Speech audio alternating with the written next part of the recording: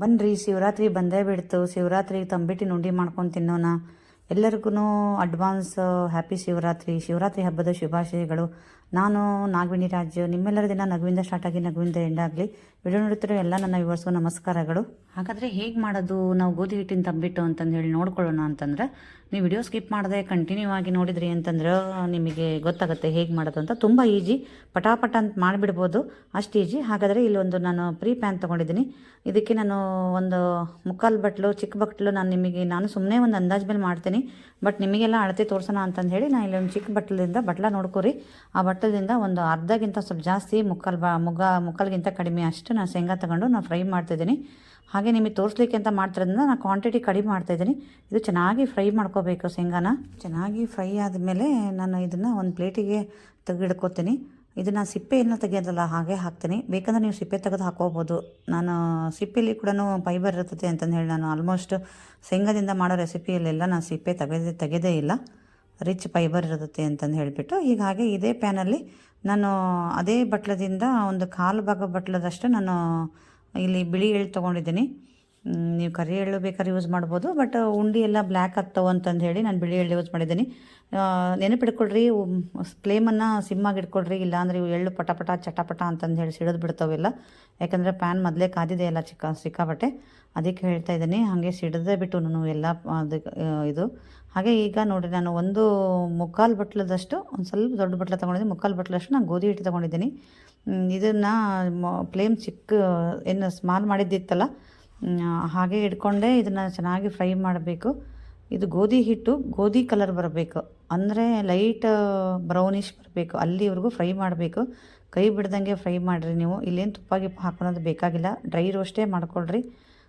ಚೆನ್ನಾಗಿ ಘಮ ಅಂತ ವಾಸನೆ ಬರುತ್ತೆ, ಮತ್ತು ಕಲರ್ ಚೇಂಜ್ ಆಗುತ್ತೆ. ನಾನು ಹೇಳಿದ್ನಲ್ಲ ಗೋಧಿ ಕಲರ್ ಬರಬೇಕು ಅಂತ, ಗೋಧಿ ಹಿಟ್ಟು ಗೋಧಿ ಕಲರ್ ಬರಬೇಕು. ಅದಕ್ಕಿಂತ ಒಂದು ಸ್ವಲ್ಪ ಬ್ರೌನಿಷಾಗಿ ಬಂದ್ರೂ ಕೂಡ ನಡೀತೈತಿ. ಅಷ್ಟು ಚೆನ್ನಾಗಿ ಫ್ರೈ ಮಾಡ್ಕೊಳ್ರಿ, ಸಿಮ್ಮಾಗೆ ಇಟ್ಕೊಂಡ್ಬಿಟ್ಟು.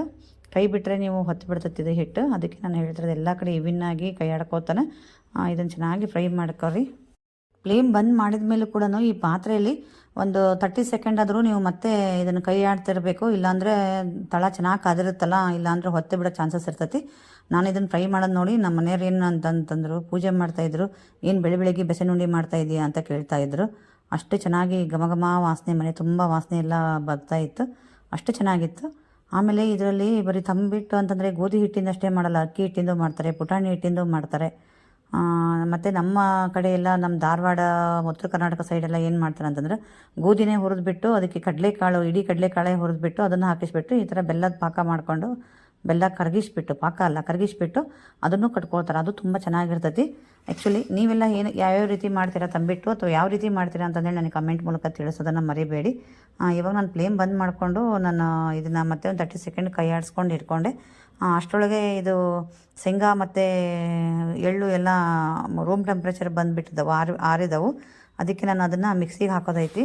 ಅದಕ್ಕಿಂತ ಮೊದಲು ನಾನು ಬೆಲ್ಲನ ಕರಗಿಸ್ಕೊಂಡ್ಬಿಟ್ಟು ರೆಡಿ ಮಾಡಿ ಇಟ್ಕೊಳ್ಳೋಣ. ಇದು ಕರೆಕ್ಟಾಗಿ ಹದ ಇರ್ತದೆ ಅದು ಮಿಕ್ಸಿಗೆ ಹಾಕೊಂಬಂದ್ಮೇಲೆ ಅಂತಂದು ಹೇಳಿ. ಇದನ್ನ ಬೆಲ್ಲನ ನೋಡಿದ್ರಲ್ಲ ನೀವು, ನಿಮಗೆ ಸ್ವೀಟಿಗೆ ಅನುಸಾರವಾಗಿ ಹಾಕೋಬೋದು. ಆದರೂ ಅಳತೆ ಬೇಕು ಅಂತೀರಾ ಅಂತಂದು ಹೇಳಿ ನಾನು ಏನು ಚಿಕ್ಕ ಬಟ್ಲದಲ್ಲಿ ಶೇಂಗಾ ತೊಗೊಂಡಿದ್ದೆನಲ್ಲ, ಆ ಬಟ್ಟಲದಲ್ಲಿ ನಾನು ಒಂದು ಬಟ್ಲು, ನಾನು ಇಲ್ಲಿ ಸಮವಾಗಿ ಒಂದು ಬಟ್ಲು ನಾನು ಬೆಲ್ಲ ತೊಗೊಂಡು ಬೆಲ್ಲ ಕರಗಿಸ್ಲಿಕ್ಕೆ ಹಾಕಿದ್ದೀನಿ. ಅದು ಕರಗಬೇಕಷ್ಟೇ, ಆಣ ಬರೋದೇನು ಬೇಕಾಗಿಲ್ಲ, ಒಂದು ಪಾಕ ಅದೆಲ್ಲ. ಮತ್ತು ಇಲ್ಲಿ ಮಿಕ್ಸಿ ಜಾರಿಗೆ ನಾನು ಪುಟಾಣಿ ಹಾಕಿದ್ದೇನೆ ನೋಡಿ. ಪುಟಾಣಿ ಮತ್ತು ಈ ಶೇಂಗಾ, ಈ ಎಳ್ಳು ಮೂರು ಕೂಡ ತಿರಿಯಾಗಿ ನಾವು ಇಲ್ಲಿ ಪೌಡ್ರ್ ಮಾಡ್ಕೊಂಬರಬೇಕು. ಆ್ಯಕ್ಚುಲಿ ಪುಟಾಣಿ ಇನ್ನೊಂದು ಸ್ವಲ್ಪ ಬೇಕಾಗಿತ್ತು, ಖಾಲಿ ಆಗಿಬಿಟ್ಟಿದ್ದವು, ನನ್ನ ನೆನಪೇ ಇಲ್ಲ ನಾನು ತರಿಸಿದ್ದು. ಅದಕ್ಕೆ ಇನ್ನೊಂದು ಸ್ವಲ್ಪ ಪುಟಾಣಿ ಹಿಟ್ಟು ಹಾಕ್ಕೊಂಡ್ರಾಯ್ತು ಅಂತಂದು ಹೇಳಿಬಿಟ್ಟು ನಾನು ಅಷ್ಟೇ ಎಷ್ಟಿದೆ ಇಲ್ಲ ಪುಟಾಣಿ ಅಷ್ಟೇ ಹಾಕ್ಕೊತಿದ್ದೀನಿ. ಫುಲ್ ಫೈನ್ ಪೌಡ್ರ್ ಮಾಡಬೇಡಿ. ಇದನ್ನು ತೆರಿಯಾಗಿದ್ದರೆ ಮಧ್ಯೆ ಉಂಡಿಲೆಲ್ಲ ಬರ್ತಿರ್ತಲ್ಲ, ತುಂಬ ಚೆನ್ನಾಗಿರ್ತೈತಿ. ನಿಜವಾಗ್ಲೂ ಹಿರಿಯರಿಗೆ ಒಂದು ಸೆಲ್ಯೂಟ್ ಅಂತ ಹೇಳಬೇಕು. ಎಲ್ಲ ಹಬ್ಬಕ್ಕೆ ಒಂದೊಂದು ಫುಲ್ ಪ್ರೋಟೀನ್ ಆಗಿರೋದು ಮತ್ತು ಐರನ್ ಆಗಿರೋ ಪದಾರ್ಥಗಳನ್ನು ಯೂಸ್ ಮಾಡಿಬಿಟ್ಟು ಸ್ವೀಟು ನೈವೇದ್ಯ ಮಾಡಲಿಕ್ಕೆ ಅಂತಂದೇಳಿ ಹೇಳಿದ್ದಾರೆ. ಎಲ್ಲ ವಿಟಮಿನ್ಸು ಪ್ರೋಟೀನ್ಸು ಎಲ್ಲ ಸಿಗಲಿ, ಐರನ್ ಕಂಟೆಂಟು ಅಂತಂದು ಹೇಳಿ. ಮತ್ತು ನಾನು ಆಮೇಲೆ ಇದು ಪೌಡ್ರ್, ಇಲಾಚಿ ಪೌಡ್ರ್ ಮೀನ್ಸ್ ಏಲಕ್ಕಿ ಪೌಡ್ರೆಲ್ಲ ಹಾಕೋದು ಬೇಕಾಗಲ್ಲ ಅಂತಂದು ಹೇಳ್ಬಿಟ್ಟು ಇದರಲ್ಲೇ ಏಲಕ್ಕಿನ ಸಿಪ್ಪೆ ತೆಗೆದುಬಿಟ್ಟು ಬರೀ ಏಲಕ್ಕಿ ಕಾಳನ್ನು ಮಾತ್ರ ಇದಕ್ಕೆ ಹಾಕ್ಕೊಂಡು ಮಿಕ್ಸಿಲಿ ತೆರಿಯಾಗಿ ಮಾಡ್ಕೊಂಡು ಬರ್ತಾಯಿದ್ದೀನಿ ನಾನು. 1-2 ಸಲ ನೀವು ಆನ್ ಆ್ಯಂಡ್ ಆಫ್ ಮಾಡಿದ್ರೆ ಸಾಕು, ಅದು ಪೌಡ್ರ್ ಆಗಿಬಿಡ್ತೈತಿ. ಶಿವರಾತ್ರಿಗೆ ಅಷ್ಟೇ ಅಲ್ಲದೆ ಮಕ್ಕಳು ಏನಾದರೂ ಸ್ವೀಟ್ ಕೇಳಿದಾಗ ಅಥವಾ ನಮಗೆ ಬೇಜಾರಾದಾಗ ಈ ಎಲ್ಲ ಪದಾರ್ಥಗಳು ಮನೇಲಿ ಇದ್ದೇ ಇರ್ತವೆ. ಆಲ್ಮೋಸ್ಟ್ ಪಟ್ಟಂತ ಮಾಡ್ಕೊಂಡು ತಿಂದುಬಿಡ್ಬೋದು. ಎಲ್ಲವೂ ಕೂಡ ಹೆಲ್ತಿಗೆ ತುಂಬ ಒಳ್ಳೆಯದು. ಆರೋಗ್ಯಕ್ಕೂ ಕೂಡ ತುಂಬ ಒಳ್ಳೆಯದು ಅಂತಂದು ಹೇಳಿ ನನಗೆ ಖುಷಿ ಆಗುತ್ತೆ ಇದನ್ನು ಮಾಡಲಿಕ್ಕೆ. ಅದನ್ನು ಪಟ್ಟಂತ ಮಾಡ್ಕೊಬಿಡ್ಬೋದಲ್ಲ ಅಂತ ನಾನು ನಿಮ್ಗೆ ಹೇಳ್ತಿದ್ದೆ, ನೀವು ಟ್ರೈ ಮಾಡ್ಬೋದು ಅಂತಂದು ಹೇಳಿಬಿಟ್ಟು. ಶಿವರಾತ್ರಿಗೆ ಅಷ್ಟೇ ಅಲ್ಲದೆ ಈಗ ನಾನು ಅದೇ ಪಾತ್ರೆಗೆ ಮಿಕ್ಸಿಗೆ ಹಾಕೊಂಬಂದದ್ದು ಪದಾರ್ಥನ ನಾನು ಅದಕ್ಕೆ ಸೇರಿಸ್ತಾ ಇದ್ದೀನಿ. ಇದಕ್ಕೆ ಬೆಲ್ಲ ಹಾಕಿದ್ರಲ್ಲೇ ಕಟ್ಟಿಬಿಡ್ಬೋದು ಅಂತ. ಹಾಗೆ ಪುಟಾಣಿ ಹಿಟ್ಟು ಹಾಕ್ಕೊಂಡಿದ್ದೀನಿ ನಾನು ಹೇಳಿದ್ದೆನಲ್ಲ ಫಸ್ಟಿಗೆ, ಪುಟಾಣಿ ರುಬ್ಬೇಕಾದ್ರೆ ಮಿಕ್ಸಿಗೆ ಹಾಕ್ಬೇಕಾದ್ರೆ ಪುಟಾಣಿ ಸ್ವಲ್ಪ ಇದೆ ಅಂತಂದೇಳಿ ಪುಟಾಣಿ ಹಿಟ್ಟು ಹಾಕ್ಕೊಂಡಿದ್ದೀನಿ. ಪರವಾಗಿಲ್ಲ, ನೀವು ಪುಟಾಣಿನೇ ಸ್ವಲ್ಪ ಜಾಸ್ತಿ ಹಾಕ್ಕೊಂಬೇಡಿ, ನಾನು ಸ್ವಲ್ಪ ಕಡಿಮೆ ಆಗುತ್ತೆ ಅಂತಂದು ಹೇಳಿ ನಾನು ಸ್ವಲ್ಪ ಹಿಟ್ಟಿದ್ದೆ ಅಂತಂದೇಳಿ ಪುಟಾಣಿ ಹಿಟ್ಟಿದೆ ಅಂತ ಹಾಕ್ಕೋತಾ ಇದ್ದೀನಿ. ಬರೀ ನಾನು ಹೇಳಿದ್ನಲ್ಲ ಪುಟಾಣಿ ಹಿಟ್ಟಿಂದ ಅಷ್ಟೇ ಮಾಡ್ಕೋಬೋದು, ಅಕ್ಕಿ ಹಿಟ್ಟಿಂದ ಅಷ್ಟೇ ಮಾಡ್ಬೋದು.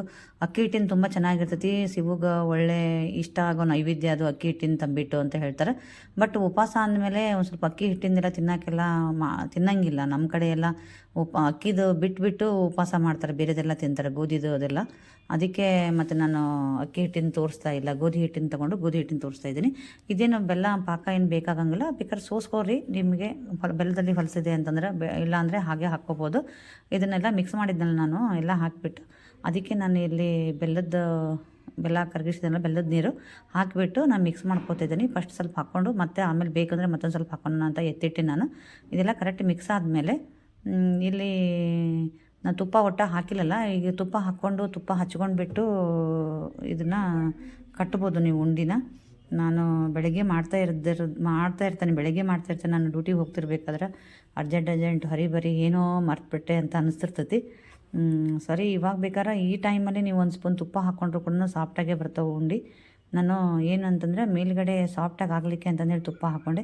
ಎಲ್ಲ ಕರೆಕ್ಟಾಗಿ ಮಿಕ್ಸ್ ಆಗಿದೆ ನೋಡಿ, ಏನು ಸುಡೋದಿಲ್ಲ. ಒಂದು ಸ್ವಲ್ಪ ನಾನು ಬೆಲ್ಲದ ನೀರು ಐತಲ್ಲ, ಅದು ಸ್ವಲ್ಪ ತಣ್ಣಗಾದ್ಮೇಲೆ ನಾನು ಹಾಕಿದೆ. ನಾನು ಫಸ್ಟಿಗೆ ಗಟ್ಟೆಗೆ ನೀವು ಹೆಚ್ಚಿಗೆ ಬಿಟ್ಟು ಕಟ್ಟಿ ಆಮೇಲೆ ಸಾಫ್ಟಾಗಿ ಮೇಲ್ಗಡೆ ತುಪ್ಪ ಹಾಕಿ ಸವರಿದ್ರೆ ತುಂಬ ಚೆನ್ನಾಗಿರ್ತೈತಿ. ನಿಮಗೆ ಸೈಜ್ ಯಾವ್ದು ಬೇಕು ನೋಡಿರಿ ಅದು ಮಾಡಿಕೊಡ್ರಿ. ನಾನು ದೊಡ್ಡದು ಅನ್ನಿಸ್ತು, ನಾನು ಸರಿ ಅಂತ ಸಣ್ಣದು ಮಾಡಿದೆ. ಮಕ್ಳ ಕೈಯಾಗೂ ಅಷ್ಟೇ, ನಾವು ದೊಡ್ಡದು ಕೊಟ್ಬಿಟ್ರೆ ಸ್ವಲ್ಪ ತಿಂತಾರೆ, ಸ್ವಲ್ಪ ಚೆಲ್ತಾರೆ. ಚಿಕ್ಕದು ಕಟ್ಟಿಬಿಟ್ರೆ ಇನ್ನೂ ಬೇಕು ಅಂತಲೂ ಅನ್ಬೇಕು, ಮತ್ತೆಲ್ಲ ತಿಂದು ಖಾಲಿ ಮಾಡ್ತಾರೆ ಅಂತಂದೇಳಿ ನಾನು ಯಾವಾಗಲೂ ಅಷ್ಟೇ ಯಾವುದೇ ಸ್ವೀಟ್ ಪದಾರ್ಥ ಆಗಲಿ ಏನಾಗಲಿ ಚಿಕ್ಕದೇ ಮಾಡಿರ್ತೀನಿ ನಾನು. ನಮಗಾದರೂ ಅಷ್ಟೇ ಸಾಕಪ್ಪ ಅಂತ ಅನಿಸಿರ್ಬೇಕು, ಬೇಕಂದ್ರೆ ತೊಗೊಂಡು ಇನ್ನೊಂದು ತಿನ್ಬೋದು. ಅದು ಸುಮ್ಮನೆ ಹೆಚ್ಚಿಬಿಟ್ಟದು ಚೆನ್ನಾಗಿರಂಗಿಲ್ಲ ಅಂತಂದು ಹೇಳಿಬಿಟ್ಟು ಸರಿ. ಮತ್ತು ನಾನು ಇದೆಲ್ಲ ಉಂಡಿನಿ ಇದೇ ಥರನ ಕಟ್ಕೊಂಡಾದ್ಮೇಲೆ ಮತ್ತೆ ಮಾಡಿದ್ದೇನಲ್ಲ ನಿಮಗೆ ತೋರಿಸ್ಲಿಕ್ಕೆ, ಅದಾದರೂ ನೈವೇದ್ಯ ಮಾಡೋಣ ಅಂತಂದು ಹೇಳಿ, ದೇವ್ರಿಗೆ ನೈವೇದ್ಯ ಇಡೋಣ ಅಂತಂದು ಹೇಳಿ ನಾನು ಬಟ್ಟಲದಲ್ಲೆಲ್ಲ ನೈವೇದ್ಯ ತೋರಿಸ್ತಾ ಇದ್ದೆ. ಮಾಡಿ ಎಲ್ಲ ಕಟ್ಕೊಂಡು ಕರೆಕ್ಟಾಗಿ ಒಂದು 9 ಉಂಡೆ ಆದವು ರೀ. ದೇವರಿಗೆ ಶ್ರೇಷ್ಠವಾಗಿರೋದು ಉಂಡೆ ಅಂತಂದರೆ 5, 9, 11 ಅಲ್ವಾ. ಹಾಗೆ 9 ಉಂಡೆನೇ ನಾನು ಹೇಳಿ ಮಾಡಿಸ್ದಂಗೆ ಆಯಿತು ಅಂತ ಖುಷಿಯಾಗಿತ್ತು. ಟೇಸ್ಟ್ ನೋಡಿದ್ರೆ ಟೇಸ್ಟು ಕೂಡ ತುಂಬ ಚೆನ್ನಾಗಿತ್ತು. ನೀವು ಯಾವ ಹಿಟ್ಟಿಂದ ತಂಬಿಟ್ಟು ಮಾಡ್ತೀರಿ ಅಂತಂದು ಹೇಳಿ ನನಗೆ ಹೇಳೋದನ್ನು ಮರಿಬೇಡಿ ಪ್ಲೀಸ್. ಹಾಗೆ ನನ್ನ ಚಾನಲ್ ಸಬ್ಸ್ಕ್ರೈಬ್ ಮಾಡ್ಕೊಳ್ಳದೆ ನೋಡ್ತಾ ಇದ್ದೀರಿ ಅಂತಂದರೆ ಸಬ್ಸ್ಕ್ರೈಬ್ ಮಾಡ್ಕೊಂಡು ನೋಡಿ. ಹಾಗೆ ನಿಮ್ಮ ಫ್ರೆಂಡ್ಸಿಗೆಲ್ಲ ಸೇರ್ ಮಾಡಿ, ಅವರು ಕೂಡ ಶಿವರಾತ್ರಿಗೆ ಈ ಥರ ತಂಬಿಟ್ಟಿನ ಉಂಡೆ ಮಾಡಿಕೊಂಡು ನೈವೇದ್ಯ ಮಾಡ್ದಲ್ದೇ ಪಾಪ ಶಿವರಾತ್ರಿಗೆಲ್ಲ ಜಾಗರಣೆಗೆಲ್ಲ ತಿಂದು ಇದು ಮಾಡ್ತಾರೆ. ಅದಕ್ಕೆ ನಾನು ಇದನ್ನು ಹೇಳ್ತಾ ಇರೋದು. ಹಾಗೆ ಸ್ವಲ್ಪನಾದರೂ ಈ ತಂಬಿಟ್ಟಿನ ಉಂಡೆ ಇಷ್ಟ ಆಯ್ತು ಅಂದರೆ ಲೈಕ್ ಮಾಡೋದನ್ನು ಮರಿಬೇಡಿ. ಹೇಗಿತ್ತು ಅಂದರೆ ನಮ್ಮ ಕಡೆ ಎಲ್ಲ ಏನು ಮಾಡ್ತಾರೆ ಅಂತಂದರೆ ಶಿವರಾತ್ರಿ ದಿವಸ ಈ ತಂಬಿಟ್ಟಿನ ಬಟ್ಲ ಮಾಡಿಬಿಟ್ಟು ಬಟ್ಟಲದಲ್ಲೇ ಕಡಲೆ ಬತ್ತಿ ಇಟ್ಬಿಟ್ಟು ದೀಪವನ್ನು ಹಚ್ಚಿ ಶಿವನಿಗೆ ಬೆಳಗ್ತಾರ. ನೀವು ಹಾಗೆ ಮಾಡ್ತೀರಾ ಏನೋ ಅಂತಂದೇಳಿ ನನಗೆ ಕಮೆಂಟ್ ಮೂಲಕ ತಿಳಿಸಿದ್ರೆ ಗೊತ್ತಾಗುತ್ತೆ. ತಿಳಿಸ್ತೀರಾ ಅಂತಂದೇಳಿ ನಾನು ನಂಬಿದ್ದೀನಿ. ಹಾಗೆ ನಿಮ್ಮ ಸ್ಫೂರ್ತಿಯೇ ನನಗೆ ಮತ್ತೆ ಹೊಸ ವಿಡಿಯೋ ಮಾಡಲಿಕ್ಕೆ ಹೆಲ್ಪ್ ಆಗುತ್ತೆ. ಮತ್ತು ನೆಕ್ಸ್ಟ್ ಹೊಸ ವಿಡಿಯೋದೊಂದಿಗೆ ಮತ್ತೆ ಸಿಗ್ತೀನಿ. ಅಲ್ಲಿವರೆಗೂ ಎಲ್ಲರಿಗೂ ಶರಣಾರ್ಥಿ. ಆ ಶಿವ ನಿಮ್ಮೆಲ್ಲರಿಗೂ ಒಳ್ಳೆಯದನ್ನು ಮಾಡಲಿ ಅಂತಂದೇಳಿ ಹೇಳ್ತಾ ಇಲ್ಲ.